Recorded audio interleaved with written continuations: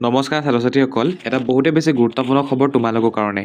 ইতিমধ্যে তোমালোকে থাম্বনেইলখনত এটা নিশ্চয় তাৰিখ দেখিবৰ কাৰণে পাইছা, যিটো তাৰিখত ফলাফল দিব বুলি মই এনেদৰে দি থৈছোঁ। লগত এটা কুৱেশ্যন মাৰ্কো আছে। তাৰ অৰ্থ এইটোৱে যে সঁচাকৈ তোমালোকৰ সেই তাৰিখত ৰিজাল্ট ঘোষণা কৰিব নেকি, তাক এই ভিডিঅ'টো মাধ্যমেৰে জনাম। ছাত্ৰ ছাত্ৰীসকল, তোমালোকে নিশ্চয় ভিডিঅ'টো সম্পূৰ্ণভাৱে চাবা, এই বিষয়ত তোমালোকে তথ্য জানিবৰ কাৰণে পাৰিবা।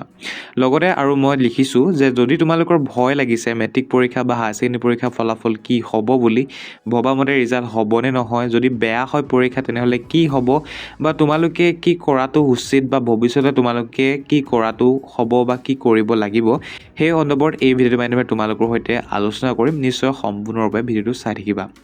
আৰু এইখিনিতে মই তোমালোকক জনাব বিচাৰিছোঁ, যদি ভিডিঅ'টো ভাল লাগে নিশ্চয় এটা লাইক কৰি ল'বা আৰু চেনেলটি নিশ্চয় ছাবস্ক্ৰাইব কৰি ল'বা। আৰু তোমালোকে যদি আমাৰ হোৱাটছআপ চেনেলটো বৰ্তমানলৈকে জড়িত হোৱা নাই, তেনেহ'লে নিশ্চয় জড়িত হৈ ল'বা। জড়িত হ'বৰ কাৰণে আমাৰ এই ভিডিঅ' ডিছক্ৰিপশ্যন বক্স চেক কৰা, তাতে এটা লিংক দেখিবৰ কাৰণে পাবা। গতিকে তোমালোকে নিশ্চয় ফ'ল' কৰি ল'বা। তো এতিয়া আহিছোঁ মূল কথালৈ, যে তোমালোকৰ যি মেট্ৰিক বা হায়াৰ ছেকেণ্ডেৰী পৰীক্ষাৰ ফলাফল সেয়া থাম্বনেইলত দেখা তাৰিখত ঘোষণা কৰিব নেকি? তেনেহ'লে মই তোমালোকক জনাব বিচাৰিছোঁ, যি মেট্ৰিক পৰীক্ষাৰ ফলাফল আছে সেয়া বিহু আগত, অৰ্থাৎ বহাগ বিহুৰ আগত নাইবা পাছত দিয়াৰ সম্ভাৱনা আছে। আৰু এই সন্দৰ্ভত ছেবা বোৰ্ডৰ ফালৰ পৰা, অৰ্থাৎ SF বোৰ্ডৰ ফালৰ পৰা জনাইছে। আৰু যি হায়াৰ ছেকেণ্ডেৰী পৰীক্ষাৰ ফলাফল, অৰ্থাৎ HS পৰীক্ষাৰ ফলাফল, সেয়া মে' মাহৰ প্ৰথম সপ্তাহত দিয়াৰ সম্ভাৱনা আছে বুলি জনাইছে। আৰু এই সন্দৰ্ভত কি কৈছিলে তোমালোকক মই এটা ভিডিঅ' ক্লিপ দেখাই ল'ব বিচাৰিছোঁ। আমি জানিব বিচাৰিছিলোঁ যে মেট্ৰিক আৰু হায়াৰ ছেকেণ্ডেৰী ৰিজাল্ট কেতিয়া ওলাব।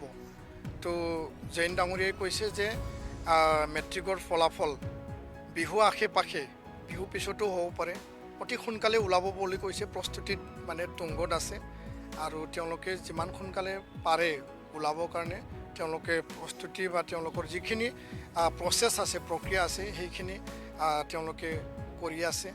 আৰু হায়াৰ ছেকেণ্ডাৰী ফলাফল মে' মাহলৈকে হৈ যাব বুলি তেওঁলোকে আশা কৰিছে। গতিকে তোমালোকে শুনিলা শেহতীয়া যি তথ্য মেট্ৰিক বা হায়াৰ ছেকেণ্ডেৰী পৰীক্ষাৰ ফলাফল কেতিয়াকৈ দিব তাৰ সন্দৰ্ভত কি ক'লে। এতিয়া আহিছোঁ আমি অন্য বিষয়লৈ, অৰ্থাৎ যদি তোমালোকৰ ভয় লাগি আছে যে মেট্ৰিক বা হায়াৰ ছেকেণ্ডেৰী পৰীক্ষা তোমালোকৰ ভবামতে যদি নহয়, যদি পৰীক্ষা বেয়া হয়, যদি ফেইল কৰিব লগা অৱস্থা হৈ পৰে, তেনেহ'লে কি কৰাটো উচিত হ'ব, গতিকে সেই সন্দৰ্ভত এতিয়া আমি আলোচনা কৰিম। তোমালোক সকলোৱে নিশ্চয় জানা, যি মেট্ৰিক বা হায়াৰ ছেকেণ্ডেৰী পৰীক্ষা হৈ গ'ল, তাত তোমালোকে যিখিনি জানিছিলা, যিখিনি পঢ়িছিলা, যিখিনি তোমালোকে চেষ্টা কৰিছিলা, সেইখিনি তোমালোকে সেই মেট্ৰিক বা হায়াৰ ছেকেণ্ডেৰী পৰীক্ষাত লিখি থৈ আহিছা। গতিকে এইটো কথা তোমালোকে একচেপ্ট কৰা, মই যিখিনি লিখি থৈ আহিছোঁ, যিখিনি মই কৰি থৈ আহিছিলোঁ, সেইখিনিয়ে মই মাৰ্কছ পাম বা তেনেকুৱা এটা মোৰ ৰিজাল্ট হ'ব। হয়তো ভাল হ'ব পাৰে, হয়তো বেয়া হ'ব পাৰে। এতিয়া কথাটো হৈছে যে জীৱনত আমাৰ বিভিন্ন ধৰণৰ এক্সাম আহি থাকিব। কেতিয়াবা আমাৰ ভবামতে হ'ব, কেতিয়াবা আমাৰ ভবামতে নহ'ব। কিন্তু আমাৰ এই যিটো জীৱন আছে, এই জীৱনটো আমি ভালকৈ নিবই লাগিব। কেতিয়াবা আমি সুখ পাম, কেতিয়াবা আমি দুখ পাম। সেইবুলি আমি থমকি ৰ'ব নালাগিব, আমি ভয় কৰিব নালাগিব, আমি ইমান বেছি চিন্তিত হৈ থাকিব নালাগিব। যিহেতু আমাৰ মেট্ৰিক বা হায়াৰ ছেকেণ্ডেৰী পৰীক্ষা জীৱনৰ এটা সাধাৰণ এক্সামেই হয়, গতিকে এই এক্সামটো যদি তোমালোকে ভাবা যে ভবামতে নহ'ল, তেনেহ'লে পুনৰ তোমালোকে যদি দিব বিচাৰা, তেনেহ'লে দিব পাৰা মেট্ৰিক বা হায়াৰ ছেকেণ্ডেৰী পৰীক্ষা। আৰু তোমালোকে নিশ্চয় জানা, প্ৰথম অৱস্থাত আমাৰ বহুতখিনি বস্তু ভুল হৈ যায় বা কেতিয়াবা আমাৰ থাকি যায়। গতিকে সেইটো তোমালোকে শুধৰণি কৰি চাব পাৰা অহা বছৰত। কিন্তু যিসকল ছাত্ৰ ছাত্ৰীয়ে ভাবিছে যে মাৰ্কছ কম পাম বুলি, বা যদি কম হয় তেনেহ'লে কি কৰাটো উচিত হ'ব, তোমালোকে ৰিচেক কৰিব পাৰা। কেতিয়াবা কি হয়, 70 পাব লাগে, তো 60 পায়। তো ছাত্ৰ ছাত্ৰীসকলে জানে যে মই 70 পাবই লাগে, একদম ফিক্স।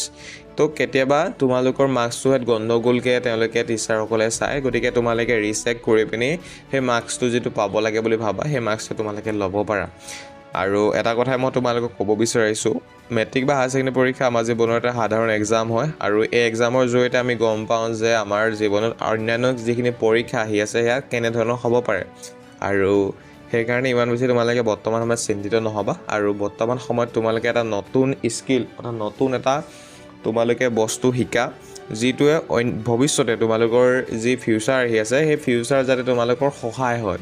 গতিকে এটা নতুন স্কিল তোমালোকে শিকি লোৱা, যিটো ভাল পোৱা তোমালোকে। আৰু যদি ভাবা পৰীক্ষা ভবামতে নহ'ব, ঘৰত বহুতখিনি কথা শুনাই আছে, তো এইটো সাধাৰণ কথা, সকলোকে শুনাই কথা। মই যেতিয়া মেট্ৰিক বা হায়াৰ ছেকেণ্ডেৰী পৰীক্ষা দিছিলোঁ, তেতিয়াও মোক শুনাইছিলে যে ইমানখিনি ৰিজাল্ট পাব লাগিব, তেনেকুৱা হ'ব লাগিব, লেটাৰ পাব লাগিব। তো মোৰ ৰিজাল্ট ভাল নহ'ল, মোৰ বেয়া হ'ল ৰিজাল্ট, তথাপিও ঘৰত একচেপ্ট কৰি ল'লে। গতিকে তোমালোকৰো একচেপ্ট কৰিব আৰু চব মা দেউতাই নিশ্চয় বুজিব যে ল'ৰা বা ছোৱালীজনে ইমানখিনি কৰিছিলে, ইমানখিনি সেইকাৰণে পালে। গতিকে নেক্সট যি এক্সাম আহি আছে সেয়া ভালকৈ দিয়া, সেই ভাল প্ৰদৰ্শন কৰি পিনি তাত দেখুওৱা, ঘৰত মা দেউতাক কোৱা যে মোৰ মেট্ৰিক বা হায়াৰ ছেকেণ্ডেৰী পৰীক্ষা হয়তো বেয়া হৈছে, কিন্তু মই নেক্সট যি এক্সাম আহি আছে সেয়া মোৰ ফালৰ পৰা 100% দিম আৰু মই ভাল কৰিম বুলি মুঠতে কৈ দিয়া। ঠিক আছে, একেবাৰে শেষত মই এটাই কথা ক'ব বিচাৰিছোঁ, যিহেতু জীৱনটো তোমালোকৰ হয়, তোমালোকে যিখিনি কাম কৰিবা তাৰ মতেই ফলাফল পাবা। ঘৰৰ মানুহে বা ওচৰ চুবুৰীয়াই তোমালোকক ক'বই যে ইমানখিনি তই মাৰ্কছ আনিব লাগিব, লেটাৰ আনিব লাগিব, কিন্তু তেওঁলোকৰ মতে যে হ'ব সেয়া কেতিয়াও সম্ভৱ নহয়। কেতিয়াবা তেওঁলোকে যিটো ক'ব তাৰ অপজিট হ'ব পাৰে বা তাৰ পজিটিভ হ'ব পাৰে। গতিকে আনে কি কৰিছে তাক গুৰুত্ব তোমালোকে বৰ্তমান সময়ত বেছি নিদিবা, যি ফলাফল হয় তাক একচেপ্ট কৰা, নেক্সট যি ভৱিষ্যতে এক্সাম আহিব তাক তোমালোকে ভালকৈ দিয়া।